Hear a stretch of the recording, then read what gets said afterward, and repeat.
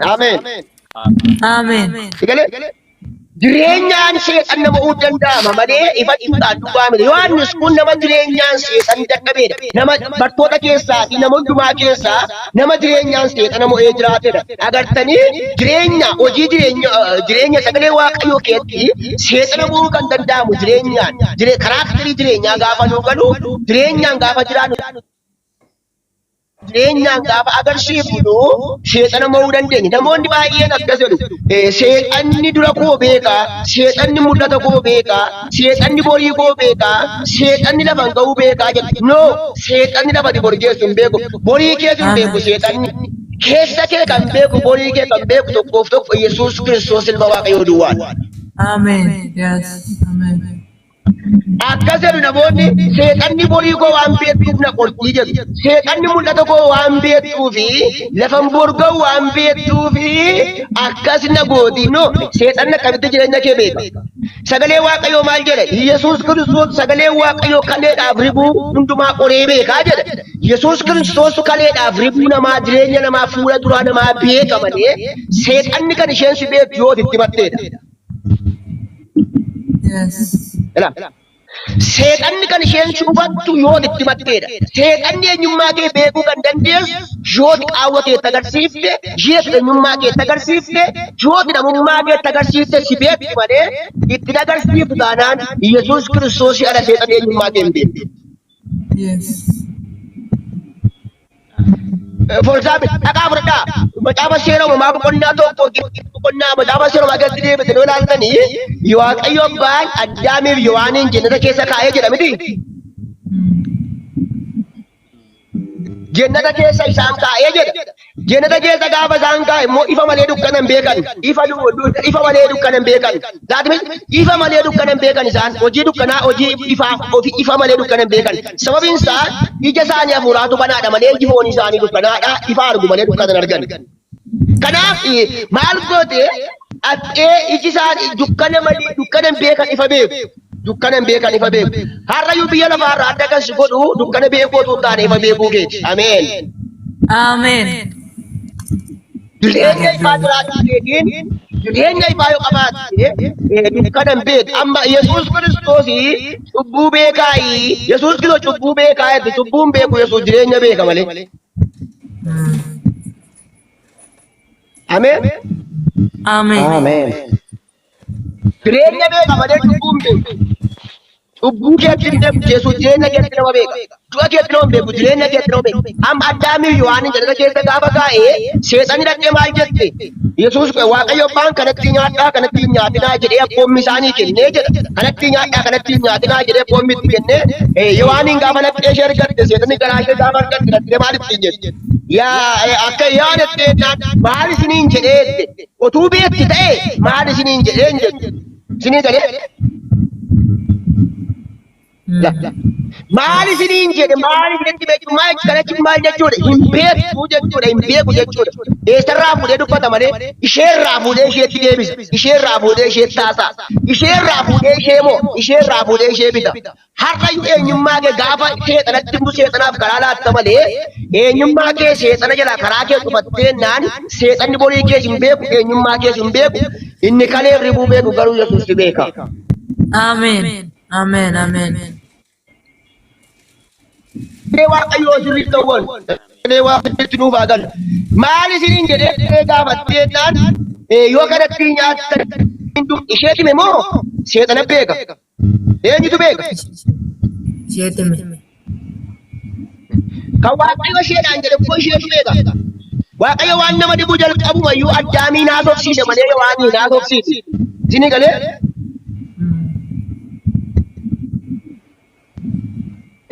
Seexanatti dubbanne ishee duratti jette maal akkas yookaan immoo maal isiniin jedhe maal isinitti dubbattee jennaan akkas nu jedhee waaw isheerraa fuudhee maal jette akkas jechuun sobabe dandeettii koo bira geessu lafan jiraadha iddoon ga'u geessu jedhee waan yaadeef akka koo ifa agartu jedhee waan yaadeef kana godhaa jette afaan isaan irraa fuudheetti deebisu afaan ishee irraa fuudheetti haasofte malee ofii beektee waan dubbatte miti ofii beektee waan goote miti. Kanaaf yeroo tokko wanta nuyi beekuu qabnu dhugaa wangeelaa galee jennaan seexanni borii kee hin beeku. borii kee kan beeku jireenya kee kan beeku yesus Kiristoos duwwaa. Ameen jedha. Ameen. Nagaamni sagaleen koo. Hin dhaga'amne. Na duukaa jirtu miti. Yohaannis kun isinii galee Yohaannis kun hidhaloota yesus Kiristoos irraa hin kaane tajaajilaa ta'uusaa irraa hin kaane waan biraa irraa hin kaane gaafuma jalqabu ati samii irraa dhuftee jedha. Yohaannis boqonnaa tokko yoo ilaaltanii ati sagalichi jalqaba waan hundumaa dura hin ture jedha. Sagalichi Waaqayyoo bira ture jedha. Ufuma isaatiis Waaqayyoo ture. Addunyaa hafuuraa keessaa jalqabe malee addunyaa hafuuraa keessaa asii gadi jalqabe malee asii ol hin jalqabne. Yesus Kiristoos eenyummaa Yesus asii gadi jalqabe. Asii gadi dubbachuu jalqabe addunyaa hafuuraa kee taa'e asii ol hin dubbanne. Yeroo baay'ee waan tokko asii ol yoo dubbiftan isin hin galu. Gararraadha yoo kaatan isin hin galaa miti. Namoonni baay'een asii ka'u dhumaa ka'u beektaa jireenya waaqeffannaa kana walakkaadhaa ka'u waan ta'eef isaanii hin galu. Jireenya hafuuraa isaanii hin galu. Hojiin hafuuraa isaanii hin galu. Tajaajiltoota baay'ee walakkaadhaa ka'u waan ta'eef isaanii hin galu. Jalqabaa yoo kaate garuu eessaa yoo jalqabaa yoo kaate hundeedhaa yoo kaate eenyummaa waan sanaa sii galaa sii qajeeltootti sii gala. Maqaa Yesuus Kiristoos galgala kana booddee sagalee Waaqayyoo qajeeltootti isiniif haa eebbisu. Ameen. Ameen. Ameen. Asii ol amma macaafa warroonni amantii biraa tokko jiru macaafa asii ol kan dubbisan akkas macaafa warra dubbisan tokko beektanii gara booddeetti.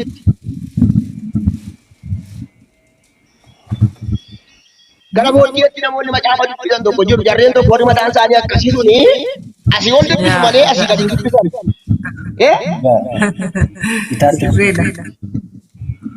Akka jechuun jalqabaan qabuu jechuudha. Meettee jalqaba booddeedhaa kaatee akkamitti kan jalqabaatti asii ol deemtee sii galama waa. Siin galte bitaa ta'u jechuudha. Joonja'u jechuudha malee asii gad amma waan barreesse tokko jalqaba dhumaa kaatee asii ol dubbifta yoo ta'e kitaaba kana dhumaa kaatee mul'ata Yohaannisii goonee asii ol jalqabne yoo ta'e maqaan nuu galaayi. Innumtan keenyaa kun innumti qajeeltootti barreeffame kun mul'ata Yohaannisii kaatee jalqabdee naan siif hin galu. Seera uumamaati yoo kaate siif gala. Digalee? Orderiin jireenyaa akkasi, orderiin hojii hafuuraa akkasi, hojiin jireenyaa hafuuraa akkasi malee jireenya hafuuraa akkasi, hojiin hafuuraa akkasi. Jalqabaa kaatee yoo orderiidhaa jalqabaa kaatee yoo sii gala malee isaati namni kiristaanii tokko bifa meeqaan guddata? Asii gadi guddata miti jalqaba kiristaanii.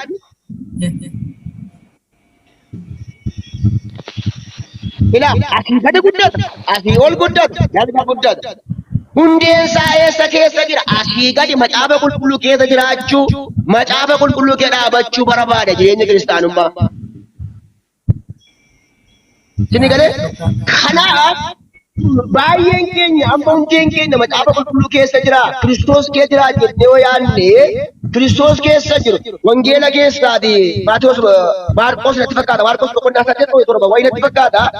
Namtitti Yesuus Kiristoos fayyise tokko agartu. Yesuus Kiristoos dhaqee gaafa natti dhufee kan dubbadhe malee waa'ee isa tiksina dubbachuu barbaade yoo hin taane kan dubbachuu barbaade waan biraadha. Yesuus Kiristoos dhaqee gaafa ishee fayyisee dhaqee fayyisee jennaan amma fayyiteettaa hin jennaan eeyyee fayyeeraa jedhe. Fayyiteettaa jennaan eeyyee fayyeeraa jennaan akka fayyite mirkaneeffadhu jedhe harka ishee qabee mandara keessaa baasee akka fayyite mirkaneeffachuu fedheetu namatti agarsiise. Namatti agarsiisee jennaan indeema garuu jette indeema garuu nama natti hin fakkaatu muka natti fakkaata jette. Isin galee nama natti hin fakkaatu muka natti fakkaata jette. Yesuus Kiristoos ija ishee gaafa fayyise ija ishee amma fayyutti nama ammaa jette muka natti fakkaata malee nama miti addan baafane jira. Fayyina ishee addan baafanne iji ishee sirriitti nagarre eenyummaa ishee sirriitti nagarre namummaa ishee sirriitti nu banu. Har'as jireenya kiristaanummaa jedhu onlaayinii kanarraas haa ta'u waldaa kiristaanaa keessaas haa ta'u namoota dhugaatti fayyummaa isaanii mirkaneeffanne namoota dhugaatti arguu isaanii mirkaneeffanne saba Waaqayyoo rakkisa. Waaqayyoo nu haa fayyisu. Amen. Namittiin utuu Yesuus Kiristoos sirrii agarte deebisaate maal gooti sina nama sanaan Namni mukatti fakkaata waan ta'eef qottoo fudhattee baatee nama deebitti. Hiikalee? Maal qottoo fudhattee baatee nama maal muka waan fakkaatu namatti fakkaatu mukatti fakkaata namatti.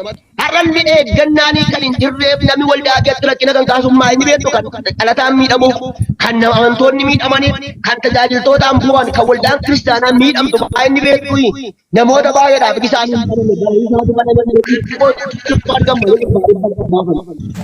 jedha.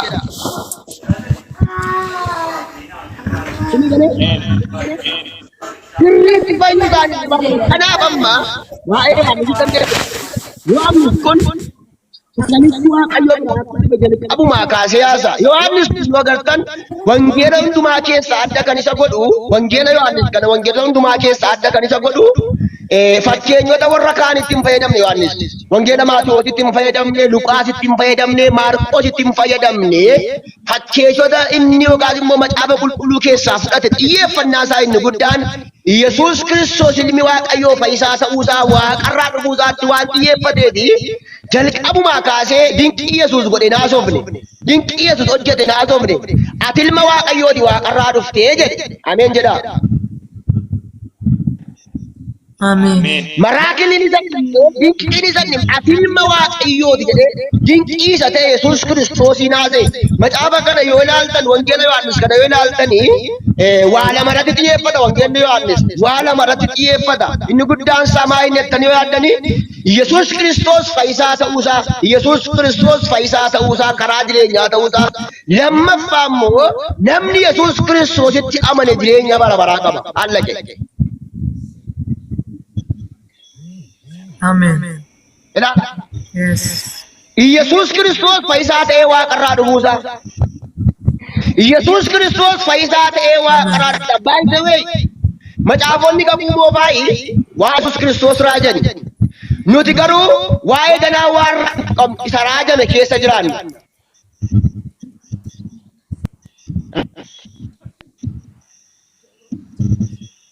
Isin galee nagama. Nagama. Ilaala. Raajonni kakuu moofaa waa'ee yesus raajani. Isaayyaas faa waggaa 700 fuula dura waa'ee yesus raajani. Dhuftanii olaaltan yesus Kiristoos fayyisaa biyya lafaa ta'uusaa raajani. Isaayyaas faa waa'ee isaa qaba raajani. Wantoota hundumaa yesus Kiristoos dhufee raawwate. Amma nuti waan kanaa raawwatu keessa jiraanna tun taane waan raawwatame keessa jiraanna. Amen. Waan raawwatamu kanaa waan raawwatamu hin jiru. Yesus Kiristoos waan hundumtuu raawwatameera. yesus Kiristoos waan hundumtuu tola nuun kenna. Yesus Kiristoos waan raawwatame waan tajaajilaa isa xumurame keessa jiraanna. Isa xumuramee wal jajjabeessina. Eenyuun xumurame jettanii yoo yaaddan hidhaa kunoo kanaan waan hundumtuu waaqarratti lafarratti raawwatame. Ameen jedha. yesus Kiristoosiin ennaa kanaaf wangeelota biraa keessatti kan hin agarre wangeela Yohaannis keessatti kan agartan wantoota gurguddaa 7 jira. Wangeela biraa keessa kan hin jirre wangeela biraa keessatti kan hin agarre wangeela Maatiyos keessatti, Maarqos keessatti, Luqaas keessatti kan hin agarre wangeela Yohaannis duwwaa keessatti kan argamu wantoota gurguddaa 7 jira. Wantoota gurguddaa 7 isa kanan isinitti agarsiisa. Wangeela Yohaannis duwwaa keessatti kan argamu wantoota gurguddaa 7 jira. Waan yesus Kiristoos eenyummaa isaa mul'ise eenyummaa yesus kan itti mul'ate eenyummaa yesus Kiristoos keessatti kan beekame karaa dhugaa ta'uusaa wantoota 7 keessa jira. Mirattanii yoo agartanii wangeela kana keessatti wangeela Yohaannis kana keessatti iddoo biraatti eenyummaa isaa kan hin ibsine eenyummaa isaa kan hin dubbanne yesus Kiristoos tokkoffaa irratti ana biddeenni jireenyaa jedhe. Ameen jedha. Ana biddeenni jireenyaa. Wangeela Maatiyos wangeela Yohaannis boqonnaa 6 lakkoomsa 35 dhaqaa dubbisaa. Yohaannis boqonnaa 6 lakkoomsa 35 dhaqaa dubbiftan sagalee kana argattu. Mee nama Waaqayyoo Zalaalem naqii dubbisi sagalee kana dubbisi mee afaan tokko. Nuti irraa kaasi. Nagaamu. Nagaama nama Waaqa. Amen. Abbaan tokko dubbisaa sagalee kana wangeela biraa keessatti kan agarre wangeela Yohaannis keessatti kan dubbaa agartan eenyummaa Yesuus Kiristoos kan keessatti ibsame, Yesuus Kiristoos Waaqa ta'uusaa, Yesuus Kiristoos Waaqarraa dhufuusaa kan keessatti ibsame, wantoota torbatas keessa jira. Iddoo biraa keessatti kan hin agarre, wangeela biraa keessatti kan hin agarre, ana buddeenni jireenyaa jedhe. Wangeela Yohaannis boqonnaa 6:35 yoo gadde baala gadde dubbisaame. Yohaannis boqonnaa Isinii dubbisu 6:35 akkas jedha nan dubbisa maqaa Yesuus. Yommus Yesuus ana buddeenni jireenyaa gara koo kan dhufu hin beela'u kan anatti amanu matuma hin dheebotu jedhe. Ameen. Eenyu buddeenni jireenyaa?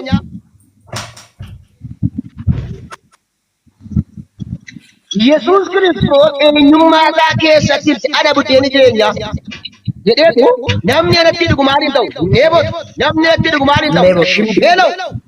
Ana buddeenni jireenyaa jedhe Waaqarraa ergamee kan dhufe buddeen jireenyaa ta'uusaa keessatti kan ibse wangeela Yohaannis duwwaa keessatti. Mee dhaqiitii ilaala buddeena jireenyaa ta'uusaa Waaqarraa dhufuusaa buddeena ishee lafarraa miti.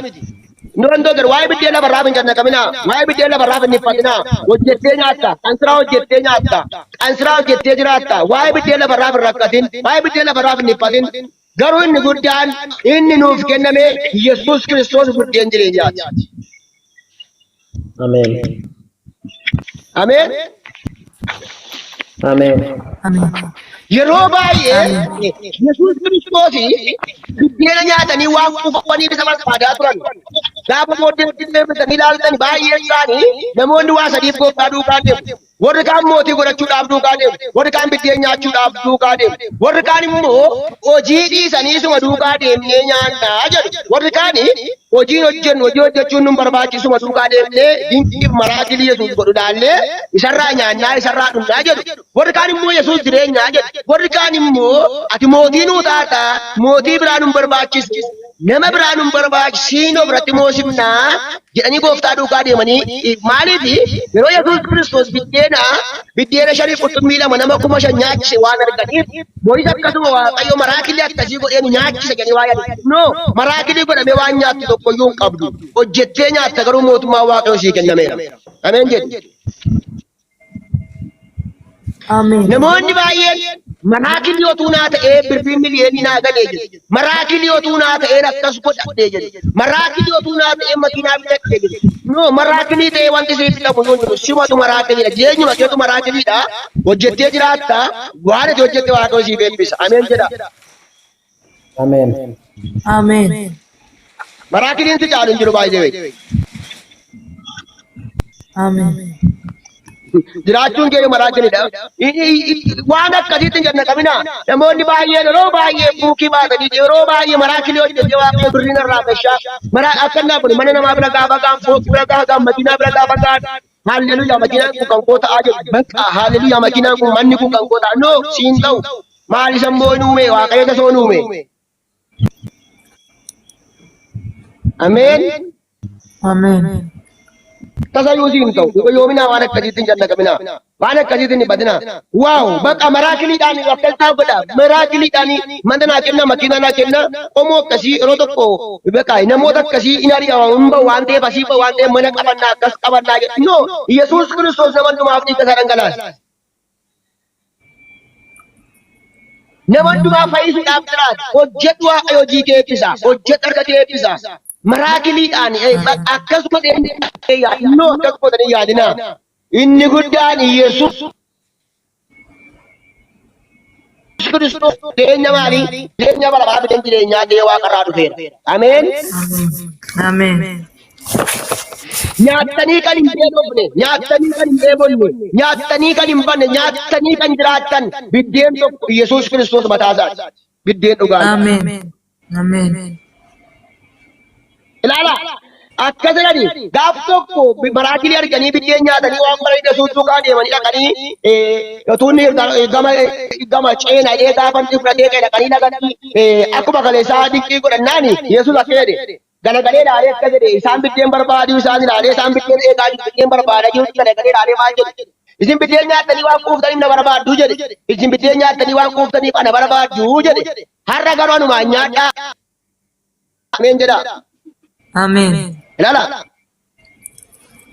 Gaafa inni ana nyaadhaa jedhu indee maali budummaa maalii barraa maali budummaa maalii nutti galee maali akkamitti nama nyaatama akkamitti nami nyaatama jedhanii gaaffii galanii warra kaan biraa jecha warri biddeen barbaadan biraa jechaan Yesuus immoo anumaan nyaadhaa anaa nyaattanii jennaan hin jiraattu jedhe. Ameen haleluuyaa. Ameen. Ameen. Yesuus jennaan jireenya jiraattaati.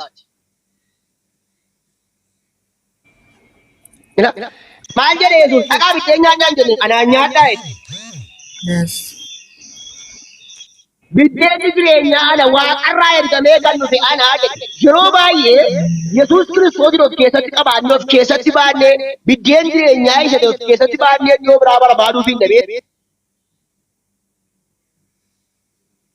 Yoo biraa barbaaduuf hin dhabee.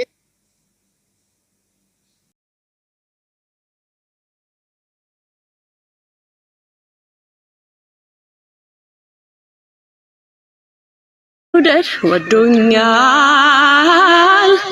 በዘላለም መውደድ ወዶኛል ፍቅሩ ይቀንሳል ብዬ አልሰጋም በዚህ ደስ ይለኛል አልሰጋም በዚህ ደስ ይለኛል ለዘላለም ነው No, la zalalem no, la zalalem no. ሲወድ ጌታ እስከ መስቀል ነው ሲወድ ጌታ እስከ መስቀል ነው ሲወድ ጌታ ላይ ጠላኝ ነው ሲወድ ጌታ ላይ ጠላ ነው እስከ መጨረሻው ወዶኛል ወዶኛል በማይለቀው እጁም ይዞኛል ይዞኛል በትከሻው መሃል አድራለሁ አድራለሁ ፍቅሩ ያባበለኝ ኖራለሁ ኖራለሁ ዛሬ ይዞ ነገ አይለቀኝም ሂጂ ብሎ አያባርረኝም ያለ ስጋት ኖራለሁ በቤቱ ተሸክሞኝ በሰፊው ትዕግስቱ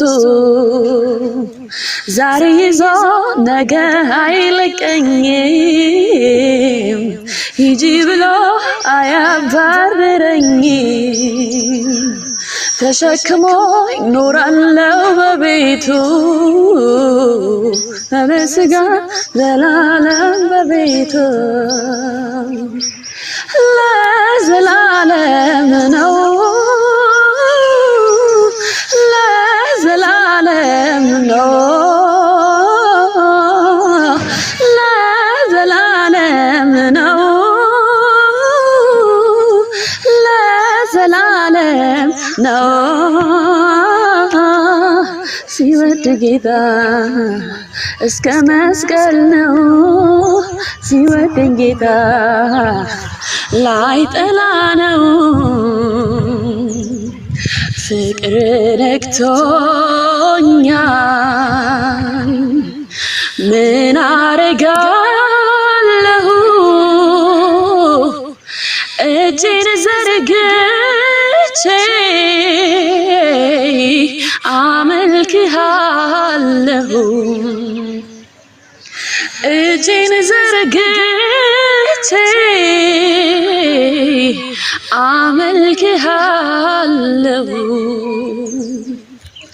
በምን አይነት ፍቅር እንደነ እንደነካኸኝ እኔ እንጃ በምን አይነት መንካት እንደነካኸኝ እኔ እንጃ በምን አይነት ፍቅር እንደነካኸኝ እኔ እንጃ በምን አይነት መውደድ እንደወደድከኝ እኔ እንጃ ምንም ነገር እንዳይገርመኝ አድርገህ ነክተኸኛል ወደ ልቤ ገብተህ መገረሚያዬን ቀየርክብኝና ኢየሱስ ሆኗል የሕይወቴ መመኪያ ልቤን መቀየር የቻልከው አንተ ነህ ኢየሱስዬ ልቤን መለወጥ የቻልከው አንተ ነህ ልቤ ውስጥ መቆየት የቻልከው አንተ ነህ ልቤ ውስጥ መቆየት የቻልከው አንተ ነህ አንተ ነህ አንተ ነህ ኢየሱስ ነህ ኢየሱስ ነህ አንተ ነህ አዎ አንተ ነህ ኢየሱስ ነህ ኢየሱስ ነህ ሃሌሉያ ሃሌሉያ